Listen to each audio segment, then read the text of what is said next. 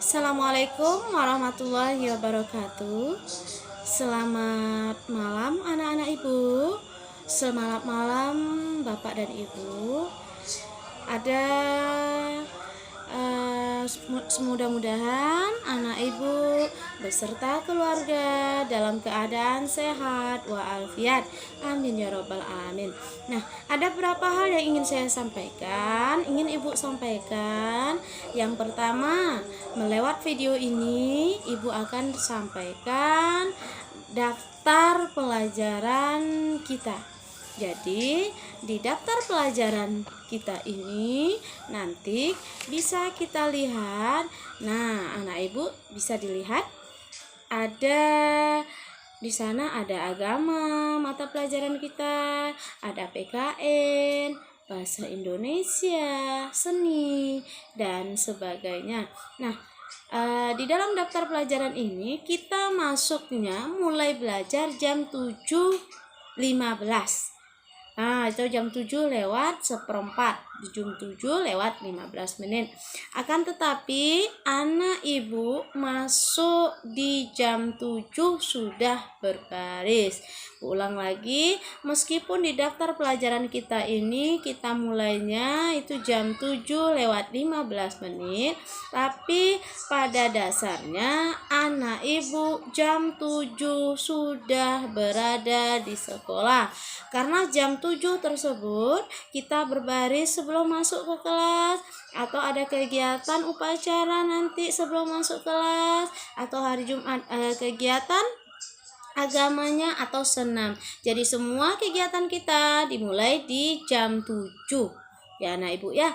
Jadi dilihat dari daftar pelajaran jam 7 kita masuknya, kemudian pulangnya berbeda. Khusus hari Senin, Selasa, Rabu, dan Kamis anak ibu berada di sekolah mulai dari jam 7 sampai jam 10 ya.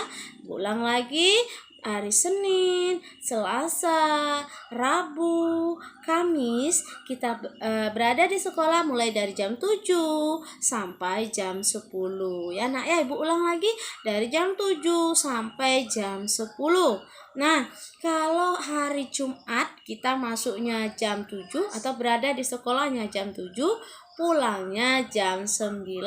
Jadi khusus hari Jumat kita pulang jam 9. Nah, kalau hari Sabtu berbeda lagi. Hari Sabtu kita masuknya tetap jam 7, pulangnya jam 9.30.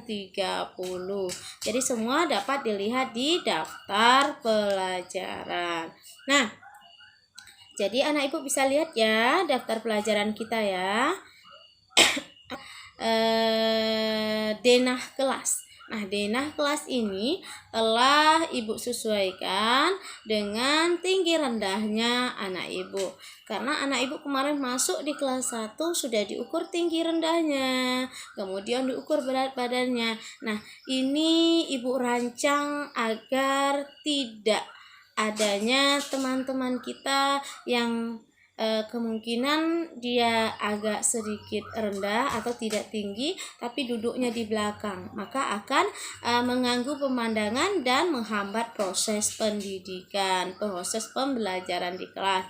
Jadi ini sudah ibu coba rancang, ini hasilnya. Jadi tempat duduk anak ibu yang seperti ini tidak ada lagi yang berpindah ya nak ya. Kalau disebut, Bu, kami pingin duduknya di nomor 1, Bu, saya pingin duduknya di nomor 2. Ibu yakin semuanya pasti mau seperti itu. Sama, ibu juga kepingin. Ibu kepingin anak-anak ibu itu duduknya semuanya di depan. Tapi karena fasilitas kita yang tidak cukup, karena fasilitas kita yang tidak mendukung, ruangan kita juga tidak mendukung, jadi tidak bisa diletakkan semuanya di barisan pertama, tidak bisa diletakkan semuanya di barisan kedua. Jadi ibu harap anak-anak ibu, bapak dan ibu mengerti, karena tidak semua bisa sesuai dengan keinginan kita. Jadi tidak selamanya apa yang kita inginkan itu harus terjadi, karena terkadang kondisi, tempat, dan waktu itu tidak memungkinkan. Oke, ini mengenai denah.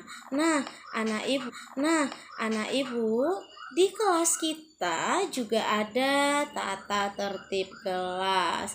Gimana tata tertib kelas ini? Selama anak ibu masih belajar di SD 98 Pekanbaru, tepatnya di kelas kita semua harus mengikuti tata tertib dari kelas ini ya. Banyak ibu, ada beberapa. Yang pertama, mau membiasakan mengucapkan salam sebelum masuk dan keluar kelas. Yang kedua, berbaris kita di depan dulu, di depan atau di halaman sekolah sebelum masuk ke kelas. Kita lanjut, kemudian berdoa sebelum belajar dan sesudah belajar.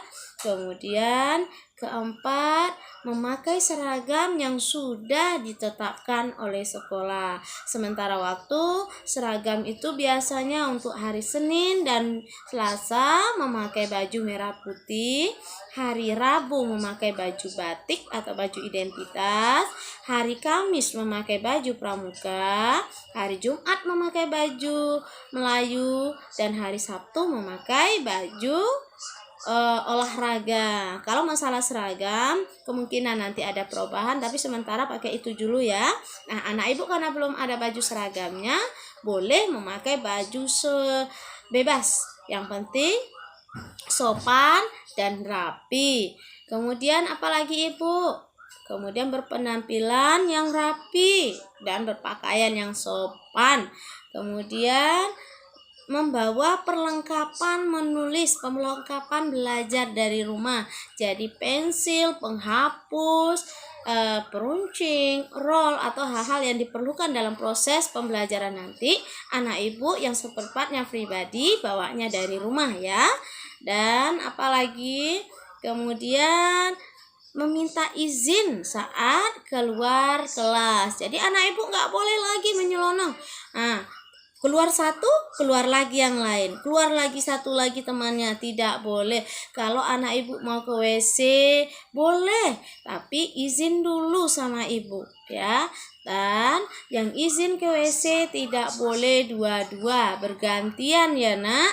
Begitu temannya masuk, yang satu lagi baru boleh keluar. Begitu seterusnya. Oke. Kemudian tidak boleh mencoret dinding dan meja di ruangan kelas kita, karena kebersihan kelas harus kita jaga karena kita yang tinggal di dalamnya ya nak ya. Kemudian menjaga kebersihan sekolah, menjaga kebersihan kelas. Ada lagi ibu, semua siswa wajib melaksanakan piket kelas kalau seandainya sudah ibu buat piket kelas.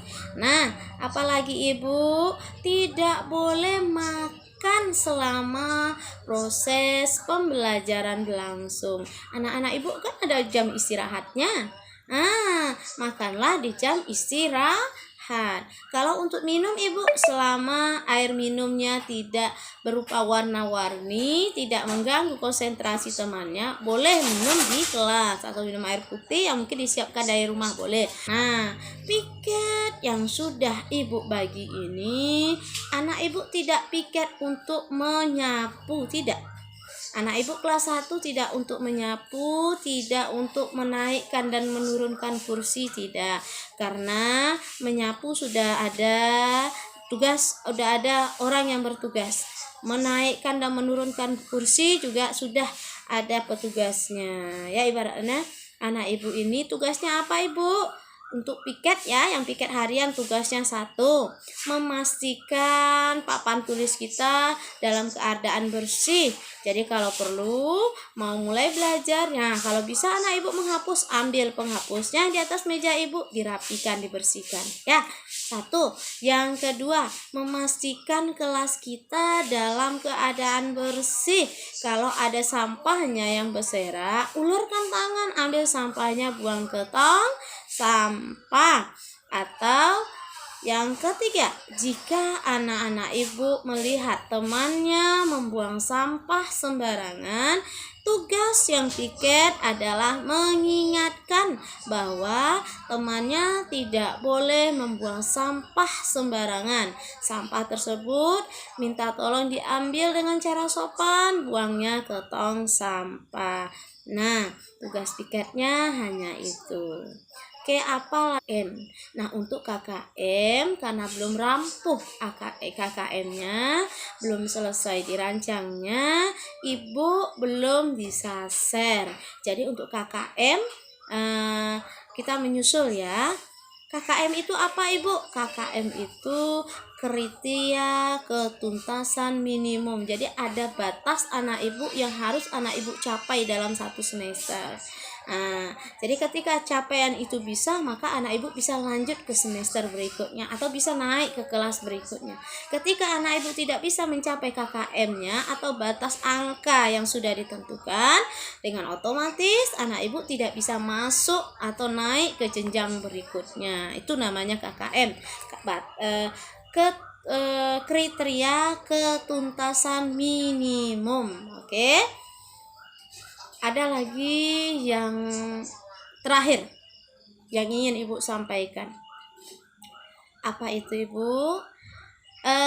Perlu ibu sampaikan bahwa di kelas 1 ini nak, tugas anak ibu, tugas kita bersama, ayah, ibu, bapak, ibu, kami sebagai guru, tugas kita adalah bagaimana membimbing anak-anak kita bisa membaca dan tahu angka. Karena untuk naik ke kelas 2 syarat utamanya adalah bisa dan lancar membaca, tahu dan bisa tambah kurang sederhana. Ibu ulang lagi, bisa dan lancar membaca dan bisa angka, bisa jumlah dan kurang sederhana atau berhitung maju dan mundur. Jadi ada 2 syarat yang harus anak ibu penuhi di kelas 2, di kelas 1.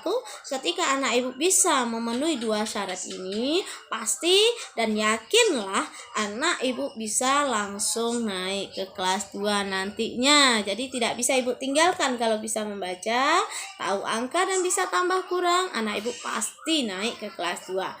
Bu, kan memang jauh-jauh hari sudah ibu sampaikan karena satu, persiapan anak ibu ya, justru lebih bagus jauh-jauh hari biar anak ibu bisa menggali potensinya, bisa mengasah, oh aku belum tahu huruf. Nah, bagaimana caranya biar anak ibu tahu huruf? Di sekolah kan seperti biasa kita membaca huruf A, B, C diulang-ulang nanti setiap harinya.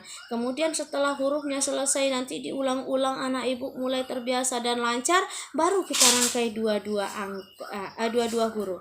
Setelah itu nanti baru kita lanjutkan menjadi kata. Kemudian baru nanti dilanjutkan menjadi sebuah kalimat. Ya. Jadi ibu berharap anak ibu mengikuti prosesnya dengan baik. Bapak ibu di rumah mohon bantuan dan bimbingan anak kita di rumah. Mudah-mudahan anak ibu semuanya akhir nanti semester 2 di kelas 1 bisa membaca semuanya, tahu angka, dapat berhitung maju dan mundur. Bu, pelajaran yang lain penting ibu, penting juga, tapi syarat utama naik ke kelas 2 itu ya inilah, bisa dan lancar membaca, tahu angka, bisa berhitung maju dan mundur. Dan ibu tutup sampai di sini. Lebih dan kurang ibu mohon maaf. Wabillahi taufik wal hidayah. Wassalamualaikum warahmatullahi wabarakatuh. Dadah.